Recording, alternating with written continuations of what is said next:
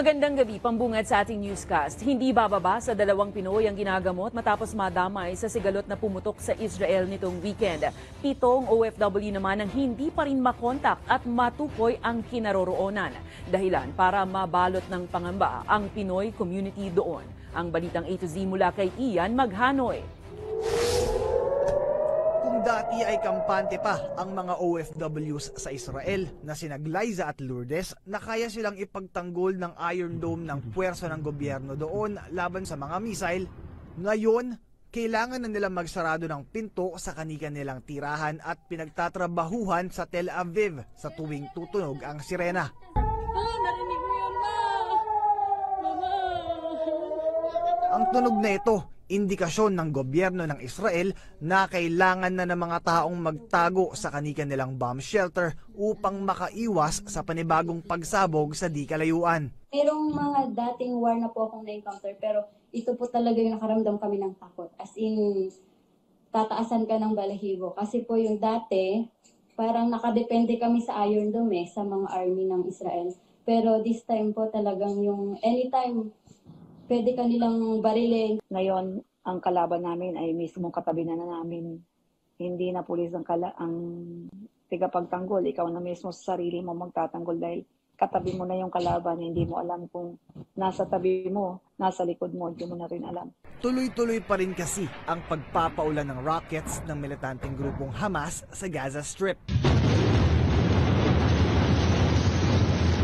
Pero sa pagkakataong ito, mas malapit na ang banta sa kanilang buhay. Kalmante kami dahil very strong ang mga pulis at saka ang army dito. Pero ngayon na napasok na kami, andun na po yung takot namin.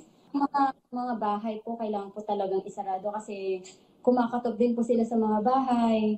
Papatayin ka na lang, babariling ka na lang basta-basta. Dahil dito, aminado ang Department of Foreign Affairs na may posibilidad na madukot ng Hamas ang mga Pinoy doon sa gitna ng sigalot. We cannot discount the possibility, but again, I don't want to be an alarmist.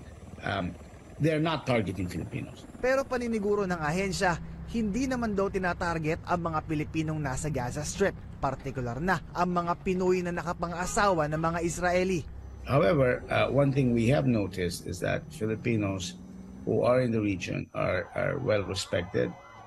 In Gaza, for example. Sa huling update ng DFA, 29 na Pinoy na ang napaulat na nawala. 22 dito ang nasa gitna ng Israeli Security Forces.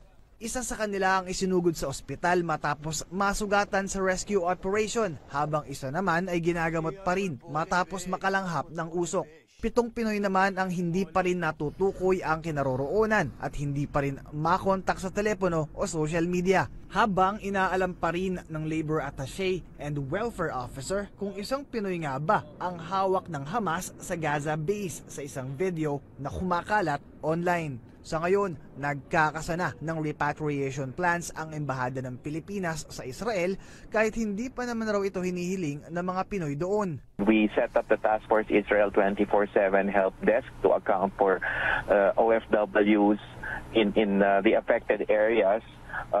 So we right now currently we are in the process of assisting 25 OFWs and their families. And when I say assisting, I mean to say finding them or keep putting them, placing them in safer ground. Inatasan na ng Pangulo ang mga ahensya ng gobyernong siguruhin ang kaligtasan ng lahat ng Pinoy doon.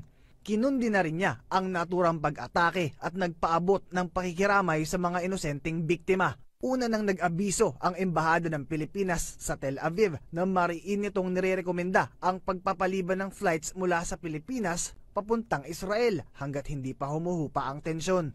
Binigyan din itong nananatiling bukas ang Ben Gurion International Airport sa Israel para sa lahat ng lilipad pabalik ng Pilipinas. Nagbukas na rin ito ng 24/7 hotlines na sasaklolo sa mga Pilipinong naiipit sa sigalot doon.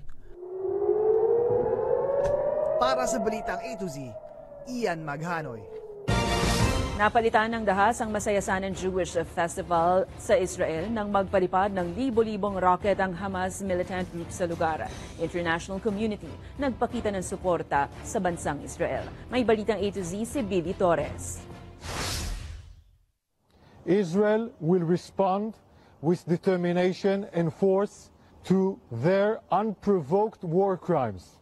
Nagdeklara ng gera ang Israel matapos ang sorpresang pag-atake ng Palestine militant group na Hamas nitong weekend. Hindi bababa sa 700 individual ang patay, kabilang ang mga sibilyan mula sa iba't ibang nasyonalidad. Sa kasagsagan ng Jewish Festival, libu-libong rockets ang pinakawalan ng militanteng grupo na sinubukan namang harangin ng Israel ng missile. Katulad ng babae sa video, higit 100 ulat pa ng pandurukot ng Hamas ang kinumpirma ng Israel Defense Forces. Malaking bilang din ng Hamas ang pinaniniwalaang nakapasok sa kanilang teritoryo. Para mapigilan ang panloloob, nagpadala na ng pwersang militar ang Israel sa border ng Gaza. Dahil sa pag-atake, sunod-sunod ang naging pagkondena ng international community sa grupong Hamas. These are war crimes. Blatant, documented war crimes. Si House Committee on Human Rights Vice Chairperson at si BAC Party List Representative Brother Eddie Villanueva nanawagan ng dasal at kapayapaan habang agad namang nangako ng tulong ang US sa Israel. That the United States stands with Israel. We will not ever fail to have their back. We'll make sure that they have the help their citizens need and they can continue to defend themselves. Sa pagtataya ng United Nations, mahigit 123,000 na ang mga na-display sa Gaza dahil sa sigalot. Kaya't nanawagan na rin si UN Chief Antonio Guterres ng diplomasya para sa agarang pagpapahupa ng gulo. Para sa Balitang A to Z, Billy Torres.